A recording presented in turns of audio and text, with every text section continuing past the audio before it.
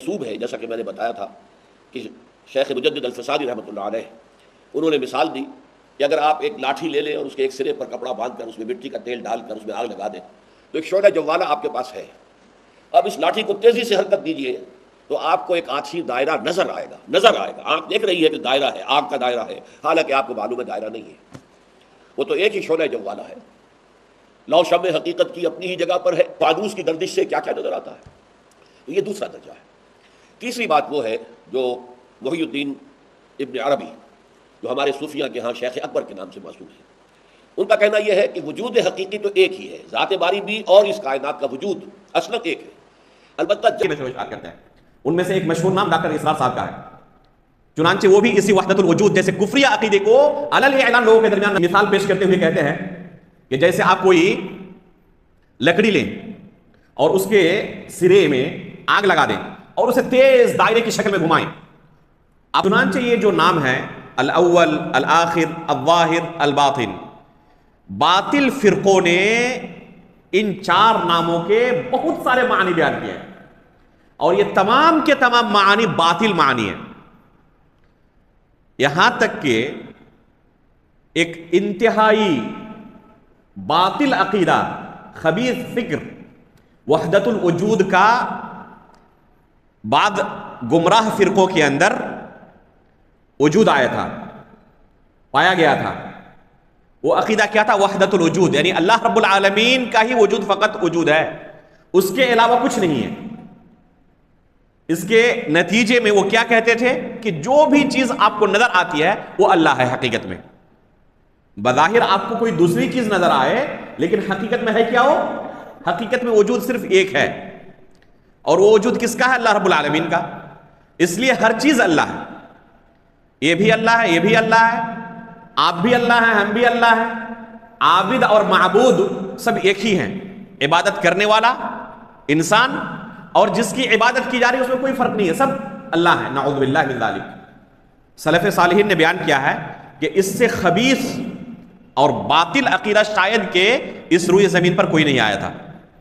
اتنا خبیث اور باطل عقیدہ تھا، یہاں تک کہ وہ کہتے تھے کہ پیشاب و پاخانہ اور حلوے کے درمیان کوئی فرق نہیں ہے، کوئی ایک ہی ہے. آپ کو بظاہر فرق نظر آ رہا ہے. افسوس کی بات ہے کہ آج ہمارے بر صغیر کے اندر بھی ہمارے نوجوان جن بعض اسکالرز کو فالو کرتے ہیں وہ بھی اس طرح کے باطل عقائد کی نشر و اشاعت کرتے ہیں. ان میں سے ایک مشہور نام ڈاکٹر اسرار صاحب کا ہے. چنانچہ وہ بھی اسی وحدت الوجود جیسے کفریہ عقیدے کو علل اعلان لوگوں کے درمیان نشر و اشاعت کرتا ہے اور لوگوں کو اس باطل فکر کی طرف دعوت دیتے ہیں. چنانچہ اس کی مثال پیش کرتے ہوئے کہتے ہیں کہ جیسے آپ کوئی لکڑی لیں اور اس کے سرے میں آگ لگا دیں اور اسے تیز دائرے کی شکل میں گھمائیں. آپ کو کیا نظر آئے گا کہ کوئی آگ کا دائرہ ہے وہاں پر، اور پھر اس لکڑی کو روک لیں تو دائرہ ختم ہو گیا. تو جو چیز بظاہر آپ کو نظر آ رہی تھی حقیقت میں وہ چیز تھی نہیں. مثال دے کر سمجھا رہے ہیں. اس سے لازم آیا کہ جو بھی چیز ہمیں نظر آ رہی ہے حقیقت میں کچھ نہیں ہے، حقیقت میں صرف اللہ کی ہی ذات ہے، اور تمام کی تمام چیزیں وہ اللہ رب العالمین کا ایک مظہر ہے. تو یہ باطل عقیدہ ہے. اس سے لازم کیا آئے گا؟ ہر شخص، ہر چیز دنیا کے اندر کیا ہے؟ وہ نعوذ باللہ اللہ ہے.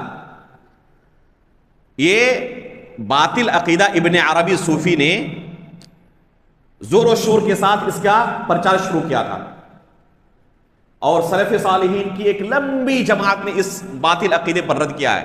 حافظ ذہبی رحمہ اللہ نے تفصیل کے ساتھ اس باطل عقیدے پر رد کیا ہے. شیخ الاسلام علامہ ابن تیمیہ رحمہ اللہ مجموع الفتاوی کے اندر اور دوسری کتابوں کے اندر، ان کے تلمیذ رشید علامہ ابن قیم رحمہ اللہ نے، اور تقریباً تمام سلف صالحین نے اس باطل عقیدے پر رد کیا ہے.